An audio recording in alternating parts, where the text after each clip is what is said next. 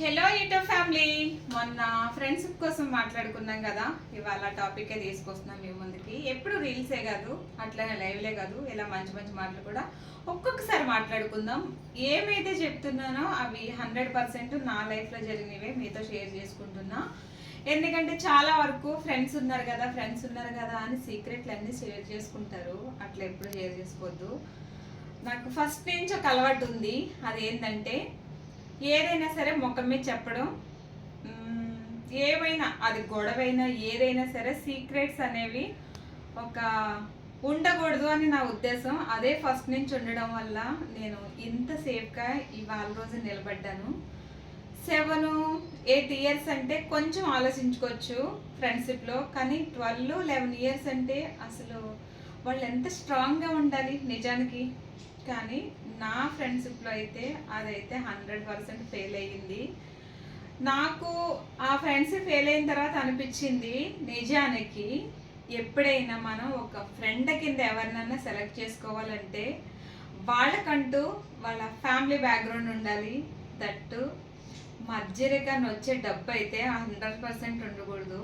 అంటే ఫస్ట్ నుంచి అన్నా మిడిల్ క్లాస్ అయినా పర్వాలేదు, కానీ ఫస్ట్ నుంచి అయినా కొంచెం అమౌంట్లో పెరిగన్నా ఉండాలి. అలా అనుకువగా ఉంటారు కొంతమంది.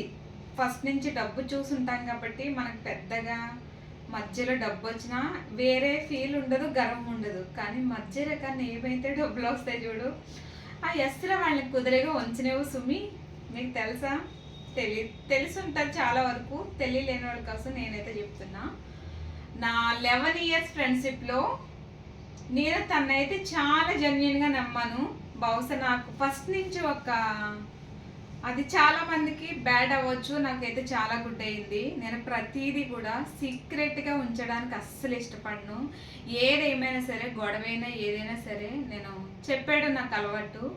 సో అట్లా ఉండడం వల్లే ఇవాళ ఎంతలా ఉన్నానేమో అని నాకు అనిపిస్తూ ఉంటుంది.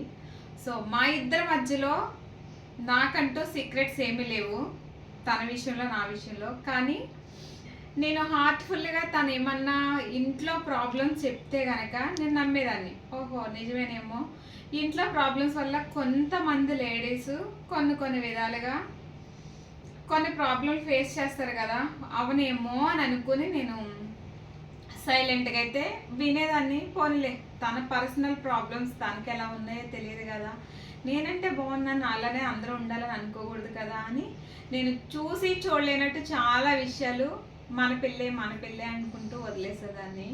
కానీ ఒకరోజు సడన్గా మాకు ఒక చిన్న టాపిక్ వల్ల వచ్చింది గొడవ. నిజానికి మంచి బెస్ట్ ఫ్రెండ్స్ అయితే ఎవరిని తక్కువ చేసినా ఇద్దరిలో ఎవరు ఫీల్ అవ్వకూడదు. కానీ నీకు అలాంటి గిల్టీ ఫీలింగ్ వచ్చింది అని అంటే నీకు ఎక్కడో చోట స్వార్థం ఉన్నట్టే కదా. సో నీ స్వార్థాన్ని తను చూపించుకుంది, నేనైతే కనుక నార్మల్గానే ఉన్నాను. కానీ అదే ఏదైనా మనకి తప్పు జరిగితే కనుక ఎక్కువ కాలం దాగదు అని అంటారు. అది నిజానికి 100% నిజం. ఏదైనా సరే అది అబద్ధం అన్నది ఎప్పటికైనా బయటకు వస్తుంది. నిజం అన్నది రాకపోవచ్చేమో, కానీ అబద్ధం ఆడితే కనుక ఎప్పటికైనా దొరికిపోతాం. ఒకరోజు అనుకోకుండా ఇలాగా మా వారికి నాకు చిన్న టాపిక్ వచ్చింది. ఆ టాపిక్ మధ్యలో అసలు విషయాలు బయటపడ్డాయి. నా ఫ్రెండ్ మా వారి దగ్గర చెప్పిన విషయాలు. సో అదొకటి. అది ఎలా అయ్యిందనంటే వాళ్ళ ఫ్యామిలీ దగ్గర నుంచి ఇంకొక షాకింగ్ న్యూస్. తను మంచి చేసుకోవడానికి పక్కోళ్ళ మీద బురద జల్లే వాళ్ళని ఏమంటారు? ఏమంటారు మీరే చెప్పండి. అసలు ఉంటారా? అంత ఘోరమైన ఫ్రెండ్స్ లైఫ్లో ఉంటారు, ఖచ్చితంగా ఉంటారు. ఎప్పుడైనా సరే నువ్వు తప్పు చేసినప్పుడు మిగతా పక్క వాళ్ళని కూడా ఆ తప్పుదారులు పట్టించే వాళ్ళు 100% ఉంటారు. ఎందుకనంటే వాళ్ళని మంచి చేసుకోవాలంటే ఆ పక్కనున్న అమ్మాయిని ఖచ్చితంగా బ్యాడ్ చేయాలి. సో అట్లా బ్యాడ్ చేస్తేనే తనని ఇంకా ఇంకా ఇంకా ఇంకా మంచిదాని కింద అని చూస్తారన్న తన ఆలోచన అంతవరకే ఉంది. కానీ ఎప్పుడైతే నువ్వు పక్క వాళ్ళని బ్లేమ్ చేసావో, ఆ విషయం వాళ్ళ వరకు వెళ్ళిందో, తర్వాత ఎలా ఉంటుందో ఒకసారి మీరే ఆలోచించండి. అట్లా చాలానే పెద్ద గొడవ అయింది. సో దయచేసి మీరు ఎవరికన్నా ఫ్రెండ్షిప్ చేయాలనుకుంటే కనుక వెనకాల బ్యాక్గ్రౌండ్ని చూసుకొని చేయండి.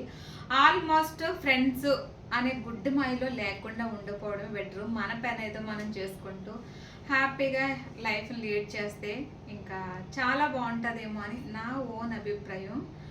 సో మనోళ్ళు చాలామంది ఉన్నారు. అట్లా నాకు యూట్యూబ్లోకి ఆవిడ కనెక్ట్ అయ్యింది. ఆవిడ కూడా చాలా సెన్సిటివ్ అనుకుంటా, ప్రతి చిన్నదానికి కూడా హర్ట్ అయిపోతుంది. సో నా వీడియో ఆవిడకి చాలా బాగా యూజ్ అవ్వచ్చు అని నేను అనుకుంటున్నా. అలాగే మిగతా అమ్మాయిలు కూడా నా లైవ్లో ఉన్నారు, ఒక 4-5 మెంబర్స్, వాళ్ళకి కూడా యూజ్ అవుతుందని నేను చెప్తున్నా. ఎందుకంటే వాళ్ళు కూడా లైవ్లో అమ్మాయిలతో లైవ్లు ఇస్తున్నారు. అంటే ఫ్రెండ్స్ కదా ఏముందిలే అని, అది నిజానికి ఫస్ట్లో చాలా బాగుంటుంది, తర్వాతే తెలుస్తుంది. ఓకేనా? Bye bye.